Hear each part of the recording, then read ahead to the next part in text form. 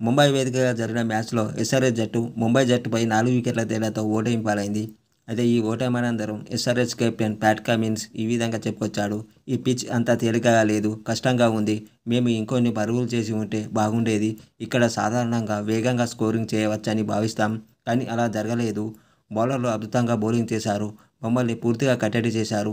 160 పరుగులు సాధించినప్పటికీ అది తక్కువగానే అనిపించింది. అయితే బౌలింగ్లో బాగానే ప్రదర్శన చేశాం. వికెట్లు తీయాల్సిన అవసరం ఉందని మేము భావించాం. డెత్ ఓవర్లలో మంచి బౌలర్లు ఉన్నారు.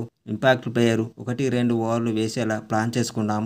అందుకే రాహుల్ను పంపించాం. ఫైనల్ చేరాలంటే హోమ్తో పాటు బయట స్టేడియాల్లో కూడా బాగా ఆడాలి, కానీ దురదృష్టవశాత్తు అది జరగట్లేదు. పుంజుకొని తిరిగి వస్తాం. ప్రతి మ్యాచ్లోనూ పరిస్థితిని అంచనా వేయడంపై మేం దృష్టి పెడతాం. మా వాళ్ళు పవర్ ప్లేలో జాగ్రత్తగా ఆడారు. అనవసరమైన హిట్టింగ్ చేయలేదు. మా నెక్స్ట్ మ్యాచ్ హోమ్ గ్రౌండ్లోనే జరుగుతుంది. ఆ పిచ్పై మాకు మంచి అవగాహన ఉంది అని ప్యాట్ కమిన్స్ మ్యాచ్ అనంతరం చెప్పుకొచ్చాడు.